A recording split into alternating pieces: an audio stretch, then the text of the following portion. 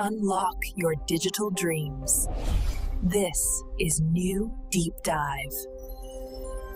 Have you ever found yourself wondering if the major events unfolding around us, if they aren't just random occurrences, but perhaps part of some deeper, maybe even calculable pattern? Welcome to the Deep Dive. This is where we meticulously unpack your sources to get right to the heart of what's important. Our goal is to give you, a shortcut to being well-informed. Today, we're taking a deep dive into the, extraordinary, and for some, definitely alarming analysis presented by Exter TV.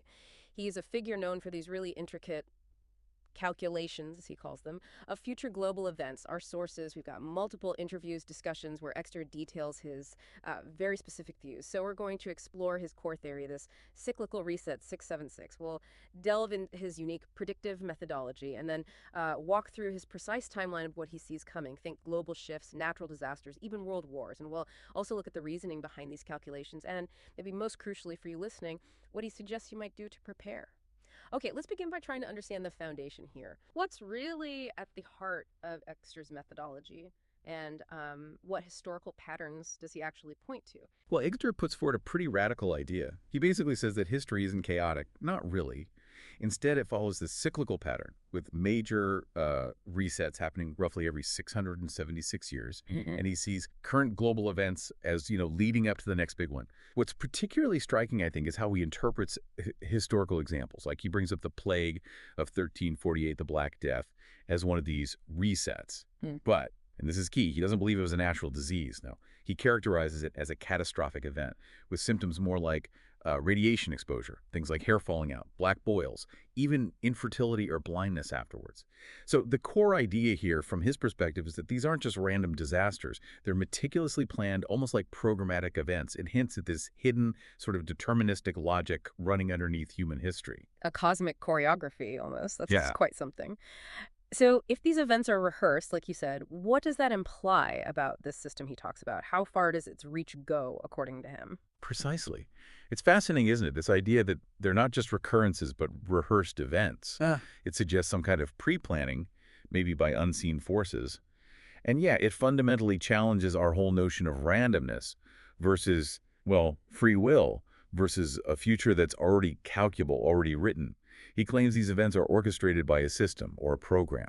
And it's written in numbers and codes that he says he can read. Now, he admits he doesn't know who writes the program, but he's absolutely adamant that it is calculable. That's a huge claim. If everything is calculable, how does he actually get these numbers? Where does he find this supposed digital code of the future? Right. And he's very careful here. He insists he's not a clairvoyant, not a prophet. He calls himself a calculator. He says his predictions come from numbers he finds in all sorts of places. Things like the pyramid design on the U.S. dollar bill, the names of politicians, military recruitment figures, even stock market data. He often emphasizes, mathematics is the queen of sciences, and everything is calculable. Yeah. He doesn't really lay out the exact method, the conversion process from these sources, but he implies it's this complex numerological system revealing hidden codes and timings. Okay, and it provides some examples, right? Past events that he says kind of validate his method, at least according to him. Can you walk us through those? Sure. For example, he claims he calculated the exact date, or at least within a few days, of a major flood in Poland back in 2024. And he apparently did this a year and a half in advance. He uses this as proof that even natural disasters can be calculated. He even mentions, interestingly, that he initially misread a digit, a 9 for 6. He says that was his mistake, not the codes. It's almost like he's suggesting the system leaves clues, He also claims he foresaw Donald Trump's rise. Said he described him beforehand as the man who will set the world on fire. Ooh. And maybe more immediately relevant, he predicted a U.S. crisis between June and August 2025, starting on a Wednesday, he says, leading to a Black Thursday on the stock markets, which would then ripple out globally. Right. So he sets up his method, points to these validations, and then applies this mathematical blueprint to what he says is coming next. And this is where the predictions get incredibly specific, almost alarmingly so. What's the immediate future look like in his analysis? Well, he lays out a very detailed chronology. First up, he predicts something he calls the cold beast. This is slated for July 2025. He describes it as a sudden, really drastic temperature drop, like from maybe 30 degrees Celsius down to 0 degrees or even below freezing, with snow. In July, he calls this a historical fact and a marker for the bigger catastrophe coming, and he attributes it to volcanic activity. Snow in July. Okay, Okay. good. And then following that, he has a specific prediction for Poland, right? A massive flood in 2025. How bad does he say that will be? Very bad. He pinpoints it to August 14th, and he predicts it will be the biggest flood in Polish history. Bigger than the 2024 one, bigger than a huge one in 1997. He claims it will literally wipe out half of Poland. And what's particularly concerning is his claim that this isn't just nature taking its course. Eaker suggests the current low river levels in Poland are actually artificially induced. Like water is being held back deliberately in retention reservoirs. He even claims the 2024 flood was manipulated, that a levee was broken for a telecom cable, and water wasn't released from reservoirs despite warnings about a specific weather system, the Genoese low. Yeah. So for 2025, he expects these reservoirs to just burst. And he points out that Poland hasn't really built proper modern flood defenses since the communist era. Not enough deep underground reservoirs, just relying on older embankments. He also mentions some really unsettling precursors to these events, these dry fogs and clouds of death. What exactly are those supposed to be? Yeah, that's right. He describes dry fog and clouds of death as historical markers, precursors. The dry fog is described as smelly, chemical. And then come the clouds of death, which he suggests might be toxic clouds, marking specific areas targeted for depopulation. It really paints a picture of a cascade of calculated disasters. Wow. Okay, so if natural disasters are calculated, what about conflict? Does his analysis extend to, say, a major war? Oh, absolutely. And it's a very stark prediction. Each foresees a major global war, World War III. He predicts it will erupt sometime between 2026 and 2028 and last about 3 years. And within this conflict, he sees Poland playing a particularly tragic role. He calls it a meat grinder. He predicts Poland will suffer millions of casualties and ultimately cease to exist as a nation by 2028. He links this to Poland's historical role as a kind of scapegoat and also its current lack of real defense capabilities. He mentions a disarmed army, old equipment, no ammo. And his predictions about how it starts, they're incredibly detailed too, aren't they? They really are. He predicts a massive, powerful bomb.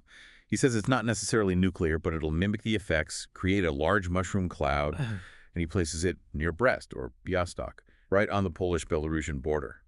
The goal, he says, is to quickly neutralize the Polish army. He also asserts this war will use new kinds of weapons, advanced, controlled stuff. Think microwave weapons, 5G networks used offensively, drones, things that can target specific areas without the widespread environmental damage of, say, an atomic bomb. And adding another layer, he even foresees an internal conflict within Poland, a sort of Polish-Ukrainian civil war, which he says will be stoked by politicians playing on old historical grievances. So if you connect all these dots, Eckroder's narrative suggests this series of escalating events, almost like following a pre-written script. The whole idea that natural disasters, even wars, are calculated for specific results.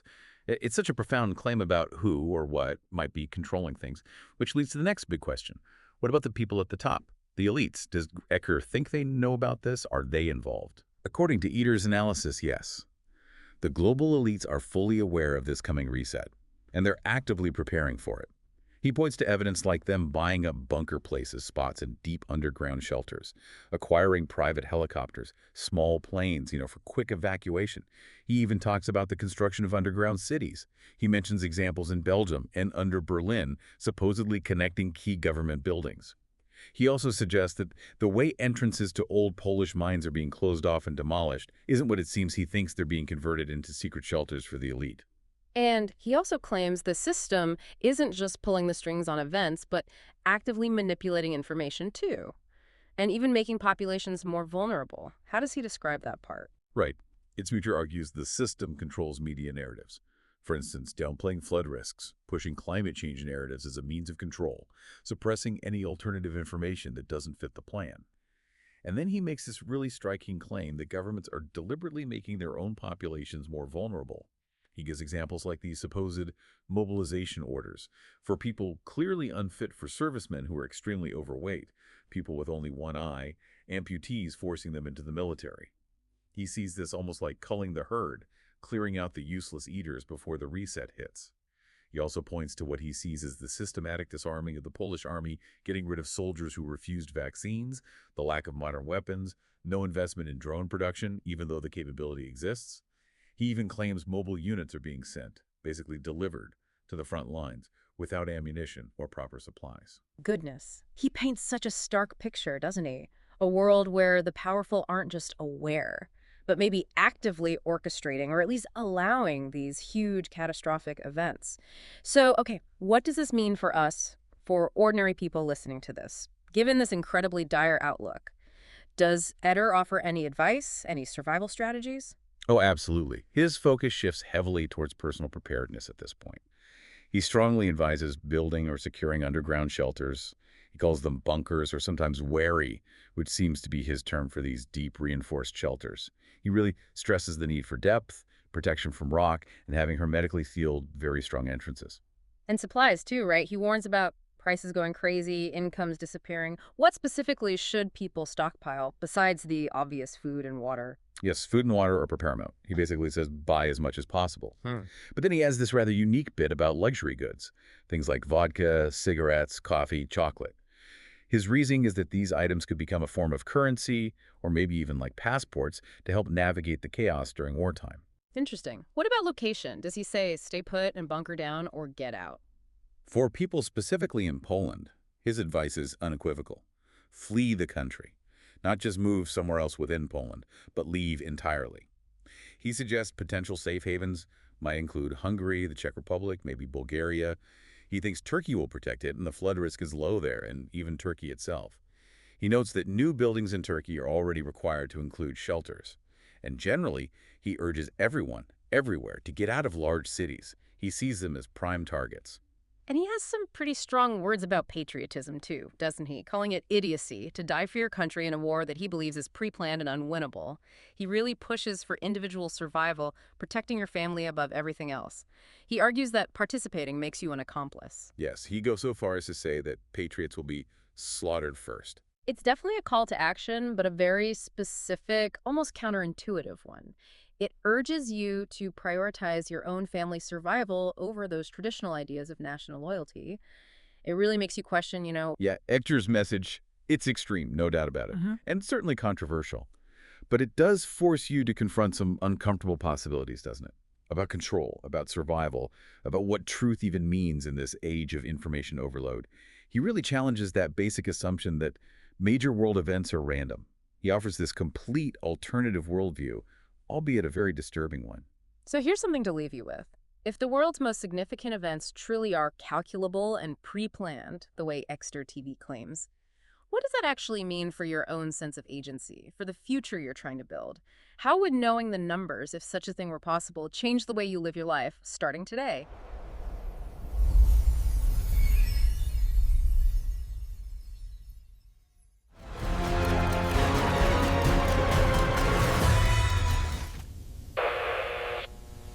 Subscribe to New Deep Dive.